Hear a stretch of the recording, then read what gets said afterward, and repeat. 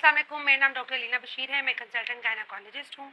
आज की इस वीडियो में हम बहुत ही इम्पोर्टेंट टॉपिक पे डिस्कशन करेंगे। वो है प्रेगनेंसी में थायराइड हार्मोन्स का कम हो जाना, जिसे हम अपनी ज़बान में हाइपोथायराइडिज्म बोलते हैं। प्रेगनेंसी में थायराइड हार्मोन्स बहुत ही इम्पोर्टेंट होते हैं। सबसे पहले हम ये देखेंगे कि नॉर्मली थायराइड हार्मोन्स की क्या मेटाबॉलिज्म होती है। नॉर्मली थायराइड हार्मोन्स प्रेगनेंसी में बढ़ जाते हैं। उसकी रीज़न ये होती है कि थायराइड हार्मोन की डिमांड बढ़ जाती है। फर्स्ट 12 वीक्स में बेबी मदर के थायराइड हार्मोन पे डिपेंडेंट होता है। उस दौरान बेबी के मुख्तलिफ ऑर्गन्स बन रहे होते हैं, जिसे हम ऑर्गेनोजेनेसिस बोलते हैं। इसके अलावा ब्रेन डेवलपमेंट हो रही होती है, जिसके लिए थायराइड हार्मोन्स का नॉर्मल होना बहुत ज़रूरी होता है। कुछ पेशेंट्स ऐसे होते हैं जिनका सब क्लिनिकल थायराइड होता है, लेकिन जब वो प्रेग्नेंट होते हैं तो प्रेगनेंसी में चूंकि थायराइड हार्मोन्स की डिमांड्स बढ़ जाती हैं, इसलिए सब क्लिनिकल थायराइड ओवर्ट हाइपोथायराइडिज्म में कन्वर्ट हो जाता है। हाइपोथायराइडिज्म के बहुत सी कॉजेज हैं। उसमें ऑटोइम्यून भी हो सकता है, जिसमें मल्टीपल एंटीबॉडीज बनती हैं थायराइड के अगेंस्ट, जिसकी वजह से पेशेंट हाइपोथायराइड हो जाता है। इसके अलावा कोई इन्फेक्शंस भी हो सकते हैं जिसमें थायरोइडाइटिस होता है। अब हमने ये देखना है कि कौन से ऐसे पेशेंट्स हैं जिनको हमने स्क्रीन करना होता है। ऐसे पेशेंट्स जिनकी फैमिली हिस्ट्री होती है, चाहे वो हाइपोथायराइड की हो चाहे वो हाइपरथायराइडिज्म की हो, उसमें हमने स्क्रीनिंग ज़रूर करवानी होती है। इसके अलावा अगर पेशेंट 30 प्लस है, ओबीज है, हिस्ट्री ऑफ पीसीओएस है, या हिस्ट्री ऑफ सब फर्टिलिटी है, history of auto immune diseases है, या फिर उसके नेक या हेड एरिया की रेडिएशंस की हिस्ट्री है, तो उसमें भी स्क्रीनिंग ज़रूरी होती है। अब ये देखना है कि इसको हम डायग्नोज कैसे करें। डायग्नोसिस के लिए सबसे इम्पॉर्टेंट होता है serum TSH level.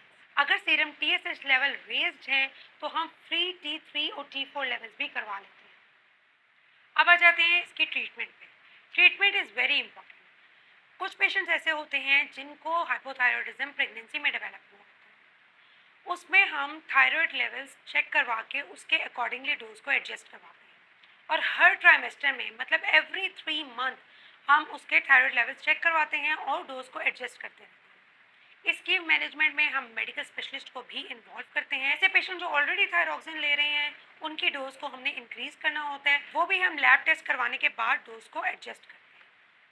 Thyroid hormones का प्रेगनेंसी में नॉर्मल होना बहुत ज़रूरी होता है। इससे बेबी को बहुत से रिस्क होते हैं। इसमें मिसकैरेजेस का चांस बढ़ जाता है। बेबी आईयूजीआर होता है, मतलब उसकी ग्रोथ रिस्ट्रिक्टेड होती है। इसके अलावा प्री टर्म लेबर के चांसेस भी बढ़ जाते हैं। इम्पेयर्ड फीटल ब्रेन डेवलपमेंट होती है, और देखा गया है कि ऐसे बेबीज जिनकी मदर्स को हाइपोथायराइडिज्म होता है, बड़े होकर उनका इंटेलेक्चुअल लेवल भी अप टू द मार्क नहीं होता। थायराइड हार्मोन की मॉनिटरिंग बहुत इंपॉर्टेंट होती है।